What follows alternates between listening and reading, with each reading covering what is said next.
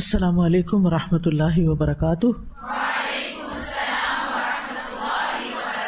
کیا حال ہے سب کا؟ الحمد للہ۔ بسم اللہ الرحمن الرحیم۔ کل ہم سنتوں کی بات کر رہے تھے، تو ان سنتوں کا اجر و ثواب بہت زیادہ ہے۔ رسول اللہ صلی اللہ علیہ وسلم نے فرمایا کہ جس نے ایک دن اور رات میں 12 رکعتیں ادا کی، اس کے لیے ان کے بدلے جنت میں گھر بنا دیا جاتا ہے۔ تو سب سے پہلے ہم دیکھتے ہیں فجر کی سنتوں کو۔ فجر سے پہلے 2 سنتیں پڑھی جاتی ہیں۔ حضرت عائشہ سے روایت ہے، وہ کہتی ہیں کہ نبی صلی اللہ علیہ وسلم نوافل میں سے کسی کا اس قدر اہتمام نہیں کرتے تھے جتنا فجر سے پہلے کی 2 رکعتوں کا، یعنی انہیں پابندی سے ادا کرتے تھے۔ یعنی سب سے زیادہ کس چیز کا اہتمام کرتے؟ فجر کی سنتوں کا۔ نبی صلی اللہ علیہ وسلم کسی حال میں بھی یہ سنتیں نہیں چھوڑتے تھے۔ قابوس اپنے والد سے روایت کرتے ہیں، انہوں نے کہا کہ میرے والد نے ایک عورت کو عائشہ رضی اللہ تعالی عنہا کی طرف بھیجا تاکہ وہ ان سے سوال کرے کہ کون سی نماز رسول اللہ صلی اللہ علیہ وسلم کو زیادہ محبوب تھی، یعنی آپ پسند کرتے تھے، یعنی جس پر آپ ہمیشگی کرتے تھے، کبھی بھی آپ اس کو نہیں چھوڑتے تھے۔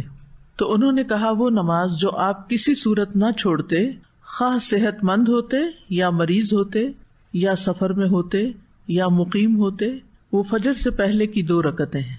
سمجھ آ گئی؟ یعنی آپ کو یہ نماز بہت زیادہ محبوب تھی، فجر سے پہلے کی 2 سنتیں جو کسی حال میں بھی آپ نہیں چھوڑتے تھے، نہ صحت کی حالت میں، نہ مرض کی حالت میں، نہ سفر کی حالت میں، نہ قیام کی حالت میں۔ اگر کوئی چیز نبی صلی اللہ علیہ وسلم کو محبوب ہو، آپ کو پیاری ہو، تو ہمیں بھی پیاری ہونی چاہیے۔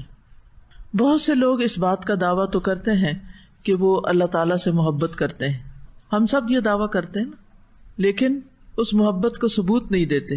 اس محبت کا ثبوت رسول اللہ صلی اللہ علیہ وسلم کی سنت کی پیروی میں ہے۔ اگر ہمیں واقعی اللہ تعالیٰ سے محبت ہے تو پھر ہمیں کیا کرنا چاہیے؟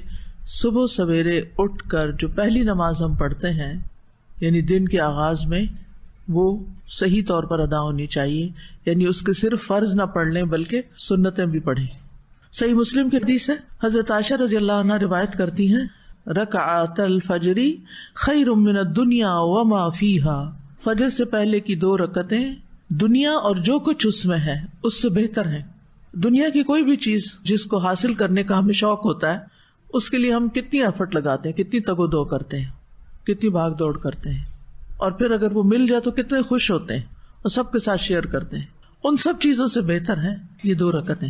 ایک اور روایت ہے صحیح مسلم کی، حضرت عائشہ رضی اللہ عنہا سے روایت ہے کہ نبی صلی اللہ علیہ وسلم نے طلوع فجر کے وقت 2 رکعت نماز پڑھنے کے بارے میں فرمایا کہ ان کو پڑھنا میرے نزدیک ساری دنیا سے زیادہ محبوب ہے۔ قال فی شأن الرکعتین عند طلوع الفجر، فجر کب طلوع ہوتی ہے؟ جب سورج نکلتا ہے، جب آپ روزہ بند کرتے ہیں، جب رات کا اختتام ہو جاتا ہے۔